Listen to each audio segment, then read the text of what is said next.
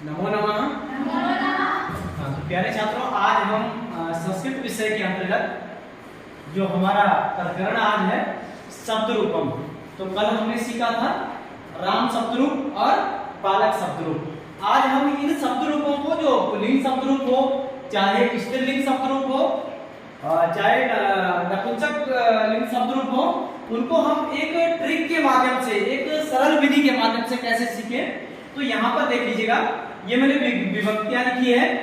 विभक्ति देखिएगा, प्रथमा विभक्ति, द्वितीया, तृतीया, चतुर्थी, पंचमी, षष्ठी और सप्तमी। ठीक है। अब यहाँ पर देख लीजिएगा कि हमारे जो है, जो पुल्लिंग शब्द रूप है, उसमें मैंने आपको कल बताया था अकारांत। ये अकारांत शब्द मैंने कल हमने राम शब्द रूप जो हमने कल सीखा है, वो क्या था? अकारांत। तो अकारांत, इकारांत और उकारांत। ठीक है। और इसमें ऋकारांत भी होता है, इकारांत का आपको अगली वीडियो में बताऊंगा। ठीक है। और स्त्रीलिंग में आकारांत, इकारांत, ईकारांत, उकारांत और उकारांत। ठीक है। इन शब्दों को किस प्रकार से हम समझ सकते हैं एक सरल विधि के माध्यम से। तो यहाँ पर आप देख लीजिएगा कि प्रथमा विभक्ति में, जैसे हमने कल सीखा था रामा, तो प्रथमा विभक्ति में अ, द्वितीय विभक्ति में अम, तृतीया में ए, चतुर्थी में आय, पंचमी में आ, षष्ठी में अस्य और सप्तमी में ए। तो इनको हमें क्या करना है? इनको हमें एक ट्रिक या सरल विधि के माध्यम से इसको समझना है। जैसे मैंने यहाँ पे लिखा, इस तरीके से भी सीख सकते हैं। अमेनायास्यते, इस प्रकार से भी सीख सकते हैं। अगर आपको ये शब्द बड़ा लग रहा है तो आप इससे भी सीख सकते हैं। अ, अम, एन, आय, आ, अस्य, ए। इसी प्रकार से इकारांत जो शब्द रूप है, उसमें तृतीय विभक्ति का ना, ए और ओ। इसी प्रकार से उकारांत में आप सीख सकते हैं, प्रथमा और द्वितीय विभक्ति में लगभग एक जैसा होता है, ना, वे, ओ, अ। इसी प्रकार से अगर आप स्त्रीलिंग शब्दों को समझने का प्रयास करेंगे, जो आकारांत है, जैसे बालिका, बालिके, बालिका, बालिकम, बालिके, बालिका, बालिकया, क्या चलेगा? तृतीय विभक्ति में बालिकया, चतुर्थी में चलेगा बालिकये, पंचमी में चलेगा बालिकया, षष्ठी में चलेगा बालिकया और सप्तमी में चलेगा बालिकायाम। क्या चलेगा? बालिकायाम।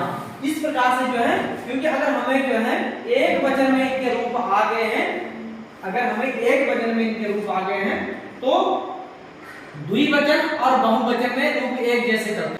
तृतीया, चतुर्थी और पंचमी में चलेगा, द्वितीया में भ्याम, भ्याम, बालिकाभ्याम, बालिकाभ्याम। ठीक है। और यहाँ पर षष्ठी विभक्ति है, तो षष्ठी में चलेगा योह। क्या चलेगा? योह। ये देख लीजिएगा, यहाँ पर 3 बार भ्याम भ्याम आएगा द्वितीया में, और षष्ठी और सप्तमी में चलेगा योह, योह। प्रत्येक शब्द में बालकयो, रामयो, बालिकयो एक रूप में चलेगा। ठीक है।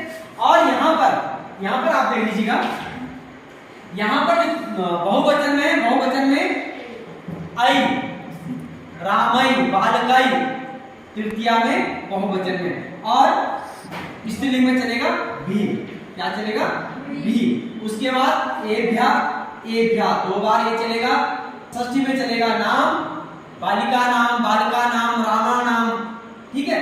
और सप्तमी में चलेगा बहुवचन में शिव, शु, सु, बालिकेषु, बालकासु, रामेषु।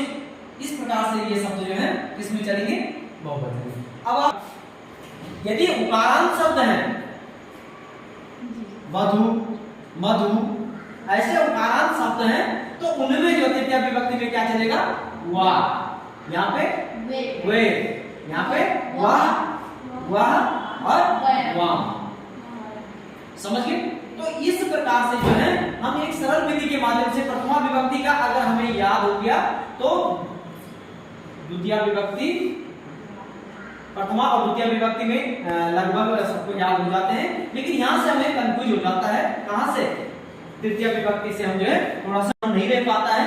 तो इसके लिए हमने एक सरल विधि के माध्यम से इसको समझने का प्रयास किया है। और इसके पीछे जो है द्विवचन और बहुवचन में एक समान रूप चलता है। ठीक है, तो ये एक सरल विधि थी इसको समझने की। और अगर आप इसके पीछे कोई भी शब्द लगा दें, जैसे उदाहरण के तौर पे मैं आपको यहाँ पे बता दूं, ये यहाँ पे देख लीजिएगा, यहाँ पर इस पुल्लिंग शब्द को ही हम देखते हैं, इसको मैं थोड़ा सा मिटा रहा हूँ, इसको आप समझ लीजिएगा। यहाँ पर माना बात हम क्या करते हैं, राम शब्द लगाते हैं। ठीक है, एक वचन, द्विवचन और बहुवचन। ठीक है, जगह कम पड़ेगी मैं इसको भी मिटा रहा हूँ। ठीक है, इसको भी मैं हाथ में क्या कर देता हूँ, मिटा देता हूँ।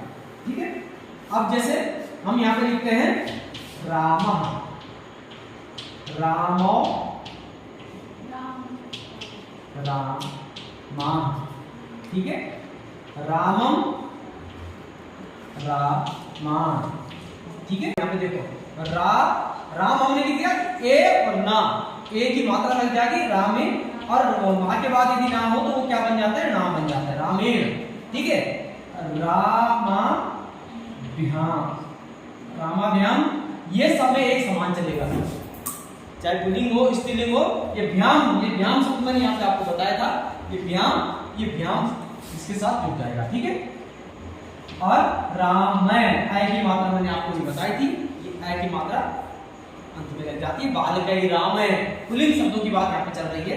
ठीक है, और चतुर्थी में क्या चलेगा, राम हमने लिख दिया, अब ये इसके साथ हमने जोड़ देना है क्या, आय, रामाय। ठीक है, और ये भ्याम यथावत ऐसे रहेगा, रामा, और यहाँ पे आएगा रामे, ठीक है।